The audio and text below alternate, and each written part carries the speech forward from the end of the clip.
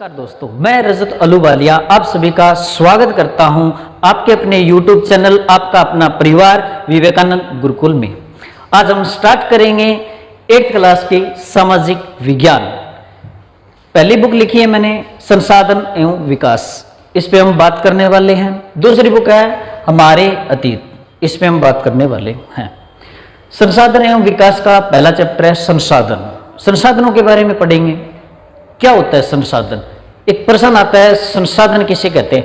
हर बार आता है और 7th क्लास में भी आता है, 8th क्लास में, 9th क्लास में, 10th क्लास तक, ये तीनों 4 क्लासों में संसाधन के बारे में पूछते ही पूछते हैं। क्या होता है संसाधन? संसाधन का मतलब होता है वो चीजें या वो वस्तुएं जिनकी वजह से हम अपनी आवश्यकताओं की पूर्ति करते हैं। फॉर एग्जाम्पल, आप लिख रहे हो तो आपके पास पेन है, कॉपी है, बैठ के लिख रहे हो तो वो आप लोगों के लिए संसाधन है। मैं यहाँ खड़ा हूँ, वीडियो बन रही है, कैमरा है सामने, व्हाइट बोर्ड है, मार्कर है, इनकी वजह से पढ़ा रहा हूँ ना आप लोगों को, बोल रहा हूँ, माइक है, तो ये सारे संसाधन है जिसकी वजह से सारा काम पूरा हो रहा है। भूमि, भूमि क्या होती है? जमीन होती है। मृदा, मिट्टी के बारे में, जल, पानी के बारे में, प्राकृतिक वनस्पति, प्राकृतिक वनस्पति जो प्रकृति से हमें मिले हैं, पेड़ पौधे, उनके बारे में, और वन्य जीवन संसाधन, वन्य जीवन मतलब वनों में जीवन कैसा है, उनके बारे में हम पढ़ने वाले हैं।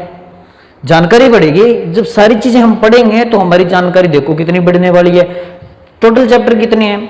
6 चैप्टर ये, 10 चैप्टर ये, और 10 चैप्टर की एक बुक और है जो इनके बाद में उनके चैप्टर लिखने वाला हूं और बताने वाला हूं। तो टोटल चैप्टर कितने हुए? 26 चैप्टर आप अच्छे से पढ़ोगे। जो चीजें समझ में नहीं आई वो चीजें आप डिस्कस करोगे, चर्चा करोगे, उन चीज पे हम मिलके ऐसे काम करेंगे तो कितनी जानकारियां बढ़ जाएगी हमारी। सोचो, जानकारियां बढ़ेगी, हमें नॉलेज आएगा, तो वो सारी चीजें होनी है।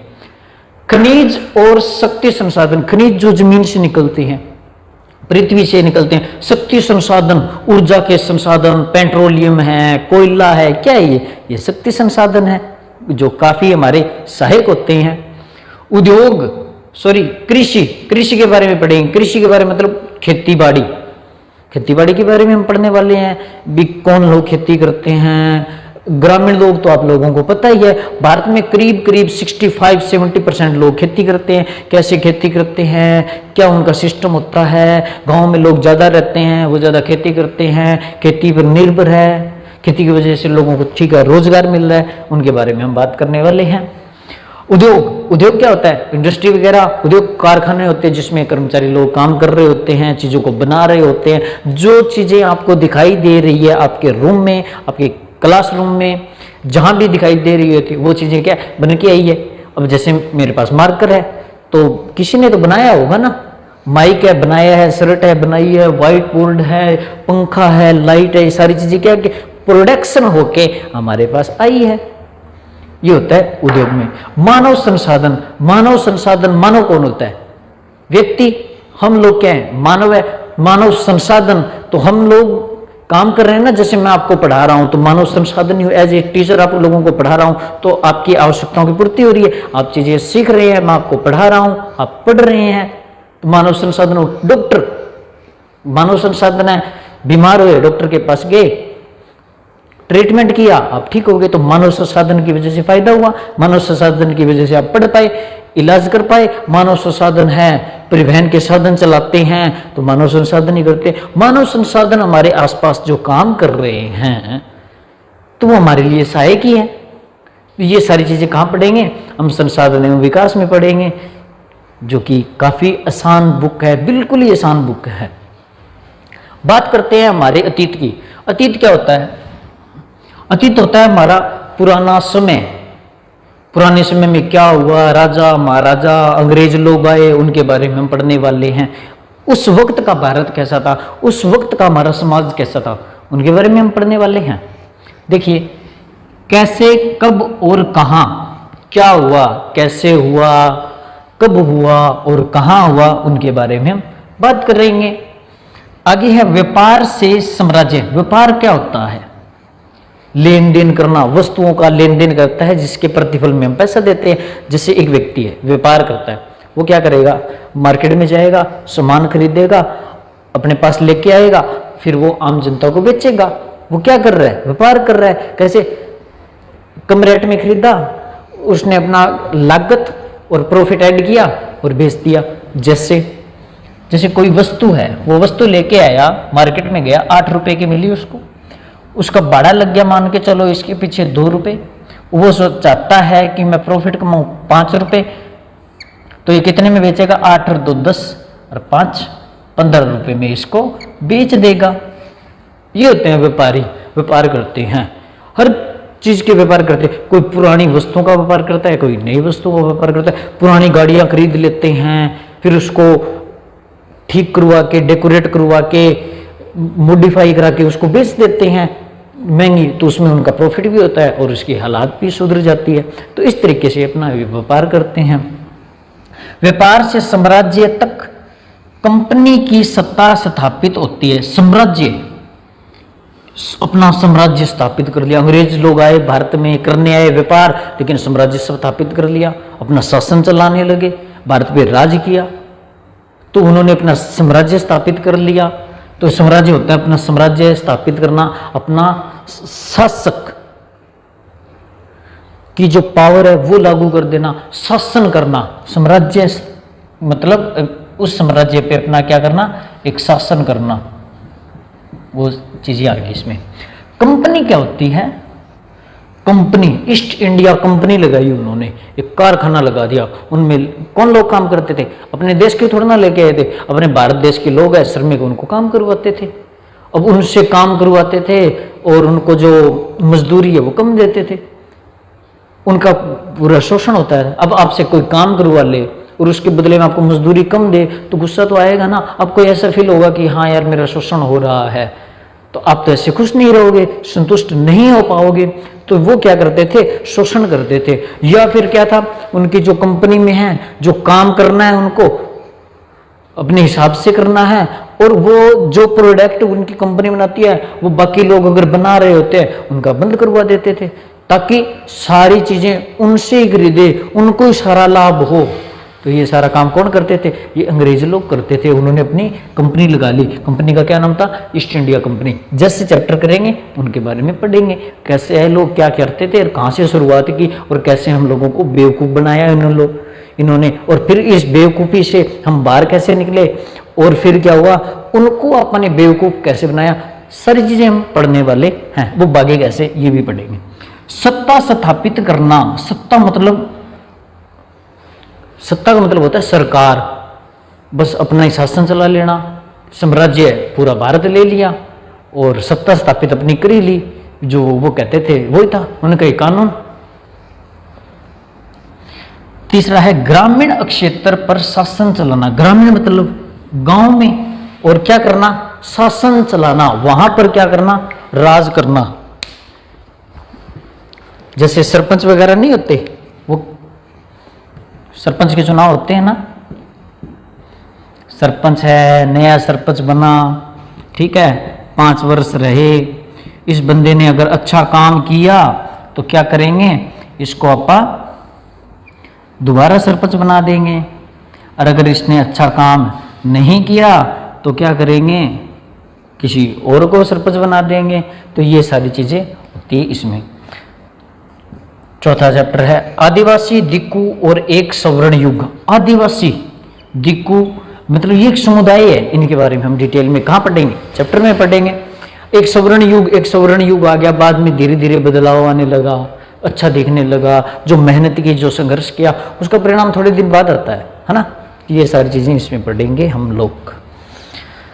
उन्होंने कल्पना की थी स्वर्ण युग का भी ऐसा एक युग होगा जब जनता बगावत करती है। जनता, हम लोग, बगावत करना क्या होता है, जैसे 10 व्यक्ति हैं, 10 व्यक्ति है काम कर रहे हैं, एक संगठन बनाया, संगठन का मतलब 10 व्यक्ति मिलकर काम कर रहे हैं। इन्होंने सोचा ये काम करते हैं, काम करते गए। 2 व्यक्तियों को ये लगा कि ये 8 लोग है ना गलत कर रहे हैं कुछ, उनको अच्छा नहीं लग रहा था, तो उन्होंने क्या किया, उन्हीं लोगों का विरोध करते हुए अपना एक अलग से संगठन खड़ा कर लिया।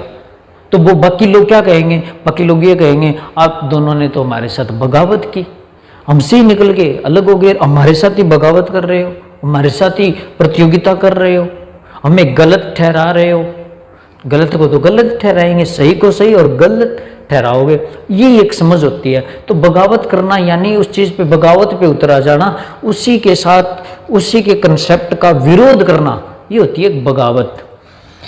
तो जब जनता बगावत करती है 1857 और उसके बाद 1857 में और उसके बाद में क्या हुआ, सारा इतिहास हम उसमें पढ़ेंगे। मुश्किल नहीं है इस चैप्टर में, जैसे मैं ये कह रहा हूँ कि चैप्टर में पढ़ेंगे, चैप्टर में पढ़ेंगे, ये बिल्कुल ही आसान है। इनके चैप्टर में क्या होगी, थोड़ी अधिक जानकारी के लिए बेटा इसमें जाएंगे हम, तो सारी चीज़ें क्लियर हो जाएगी। बाकी कोई मुश्किल नहीं है, सबसे आसान है 8th क्लास की SST, सबसे आसान, हर सब्जेक्ट से आसान, 7th से भी आसान है।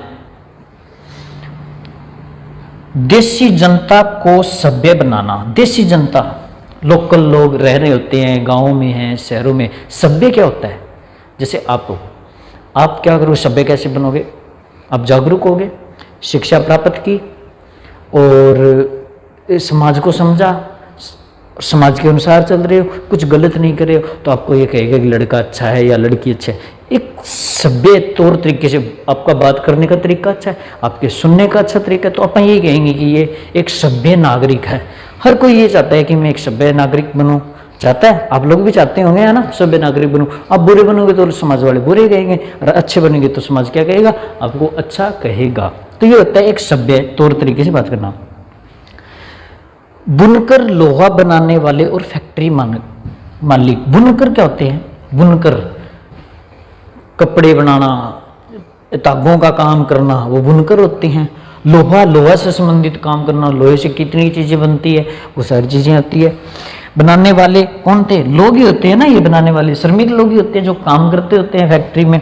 और फैक्ट्री मालिक, फैक्ट्री क्या होती है, फैक्ट्री कारखाना लगा है जिसके अंदर काम हो रहा है, तो वो फैक्ट्री होती है। और मालिक, मालिक उसका मालिक जिसने पैसा लगाया है और लाभ कमा रहा है, लोगों को रोजगार दे रहा है, और जो श्रमिक रख रहा है उनको मजदूरी दे रहा है, जो मैनेजर वगैरह है उनको वेतन दे रहा है।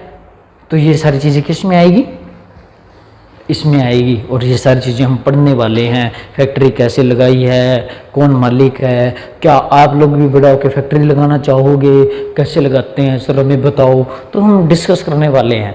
मज़ा आएगी जब चैप्टर पढ़ेंगे ना, तो सारी चीज़ें अच्छे से हो जाएगी आप लोगों की। 8वां चैप्टर है महिलाएं, जाति एवं सुधार। महिलाएं आई, महिलाओं का क्या क्या योगदान रहा, जाति में क्या क्या सुधार आए, और इनके बारे में पढ़ेंगे। जैसे 7th क्लास में एक चैप्टर है समानता। तो समानता में क्या था, समानता में अपन ये पढ़ा था कि सभी को समान अधिकार है, सभी को समान समझना चाहिए। उसमें भेदभाव की बातें, जातिगत भेदभाव थे, कुछ एक चीज़ें थी। तो वो जातिगत भेदभाव से संबंधित चीज़ें हम यहाँ भी पढ़ेंगे भी, कौन कौन सी महिलाएं हुई भारत में, उन्होंने क्या क्या बड़ा किया, ठीक है ना, तो इनके बारे में हम पढ़ेंगे। राष्ट्रीय आंदोलन का संगठन 1870 के दशक से 1947 तक। राष्ट्रीय आंदोलन क्या होता है, पहले तो समझेंगे। राष्ट्रीय आंदोलन होता है एक केंद्र सत्र का आंदोलन, पूरे भारत में फैलने वाला आंदोलन का संगठन, मतलब उसकी एक शुरुआत हुई 1870। दशक क्या होता है पता है आपको, दशक, प्रश्न आ जाता है दशक किसे कहते हैं, तो आप क्या कहोगे, दशक 10 सालों का जो एक समूह होता है ना, उसको दशक कहेंगे। जैसे 2001 से 2010 ये एक दशक है, 2011 से 2020 ये एक दशक है, ये दूसरा दशक आ गया। मतलब अलग अलग 10 सालों का एक ग्रुप होता है, उसको हम क्या बोलते हैं, दशक बोलते हैं।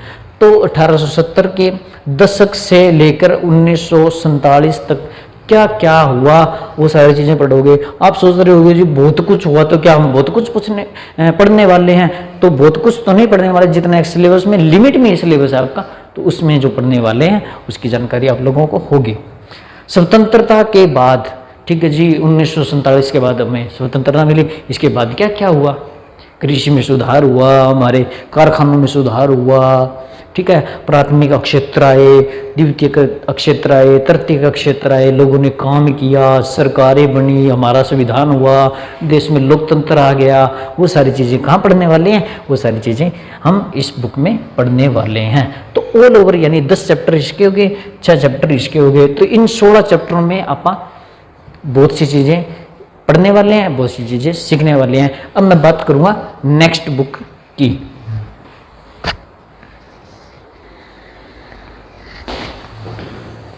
अब बात करते हैं हम तीसरी बुक की। तीसरी बुक का नाम है सामाजिक एवं राजनीतिक जीवन, भारतीय संविधान। भारतीय संविधान का निर्माण किसने किया, कब किया, किन हालातों में किया, क्या क्या चीज़ें जोड़ी, वो सारी चीज़ें हम पढ़ने वाले हैं भारतीय संविधान में। डॉक्टर भीमराव अंबेडकर साहब का नाम काफ़ी चर्चित रहता है संविधान को लेके, इनके बारे में हम डिटेल में बात करने वाले हैं। धर्मनिरपेक्षता की समझ, धर्मनिरपेक्षता, सभी धर्मों का पालन करना चाहिए, ये एक समझ होनी चाहिए। इस समझ को बढ़ाएंगे कैसे, चैप्टर में पढ़ेंगे तो ये चीज़ भी बढ़ेगी हमारी। हमें संसद क्यों चाहिए, संसद क्या है, संसद है क्या? संसद 2 प्रकार के हैं, लोकसभा, राज्यसभा।